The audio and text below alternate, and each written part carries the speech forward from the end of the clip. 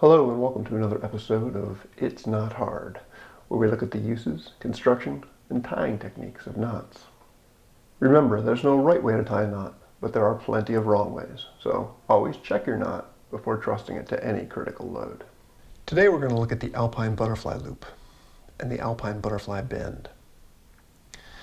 The Alpine Butterfly Loop is used anywhere you need a strong, dimensionally stable, fixed loop.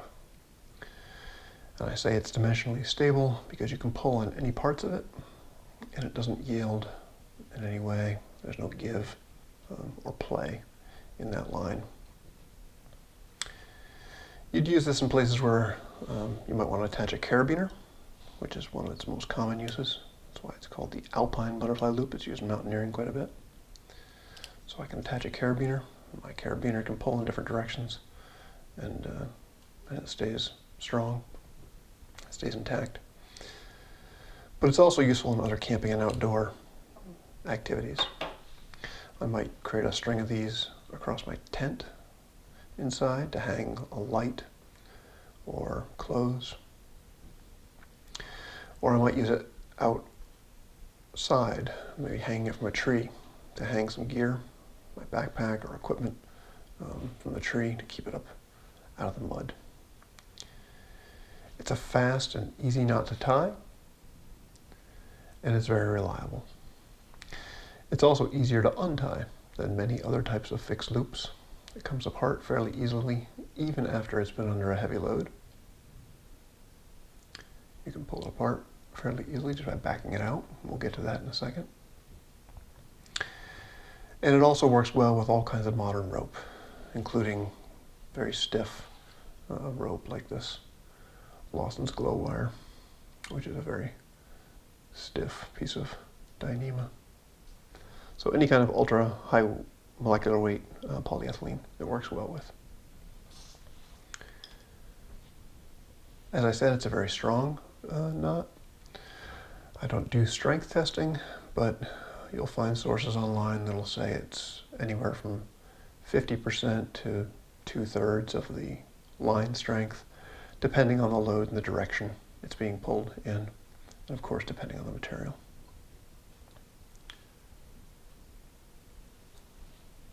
So let's look at a couple ways to tie this knot. The Alpine Butterfly Loop can be tied pretty much anywhere in your line, which is another nice feature. I don't have to work from an end, but I'll do it from an end for this demonstration. I like the wrapping method. Animated Knots, Grog shows a wrapping method that is very useful because it also lends itself to the Alpine Butterfly Bend, which we'll talk about in a minute. So the wrapping method says that I take my end, I wrap it around once, and then I wrap it around again. So my finishing piece, I'm back over here where I started. My middle piece was right here. What that does is it puts a cross on the back here. And so that's how it should look. Then I take this piece, this middle piece, and I bring it over and around and under here. So I'm taking this part over and around under. And I do it like this. I take my finger and I pull it through like that. And then I pull it under, hold on to the ends, and start to pull it through. Now be careful here, dressing this knot is a little tricky sometimes. You can't just yank it tight, as with most knots. You can't just yank it tight. So pull the loop through a little bit, and then grab the ends and bring them up.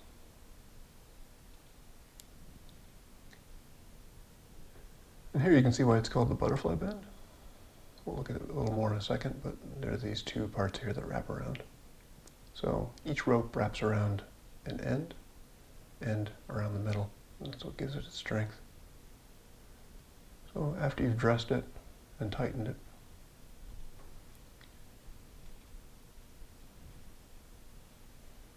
it should look like this.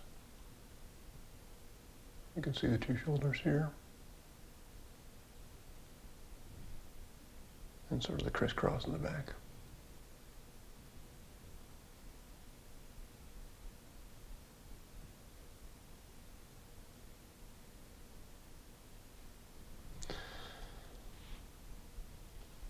Untying it is just a matter of pulling it back out the way you put it in. So you just grab, pull it back out through, and out it comes. Let me do it one more time. You go around.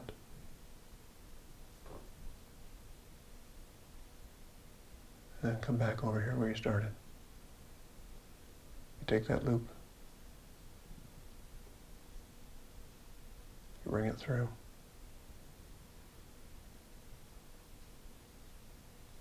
Pull it up.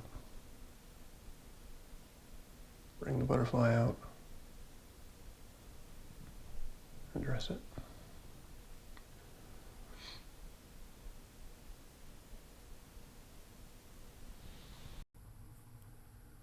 A slight variation on that technique is to do the twist by hand. So you still take the rope around, but you only take it around once. Leave yourself some slack, and then twist it, but bring the top part towards you. It has to twist this way. If you twist the other way, it's not correct. So bring that towards you, bring it around, and through.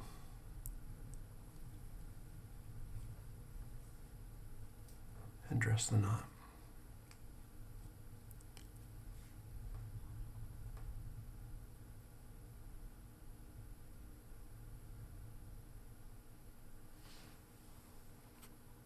Now some may say it's slightly slower, but the reason I like the wrapping technique is because it lends itself immediately to the Alpine Butterfly Bend. So in a case where I have two ropes that I want to connect, and I want these two ropes to be one, as a bend would do, I take one and wrap it around one way, and I take the other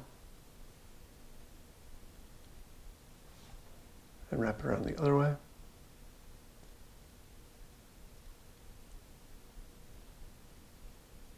And now I simply take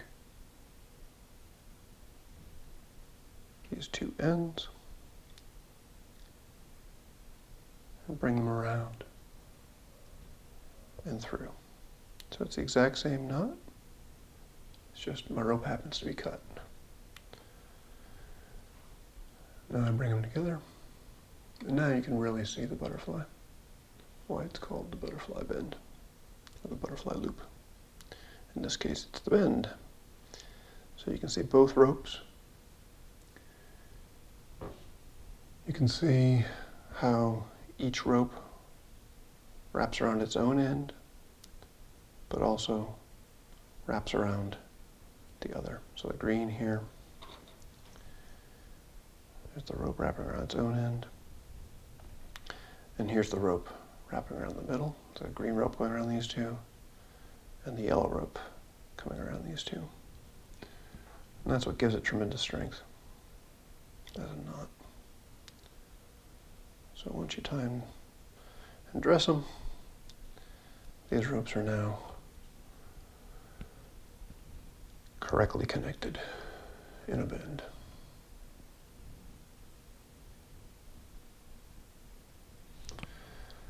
Thanks for watching, and remember, with a little practice and a little patience, it's not hard.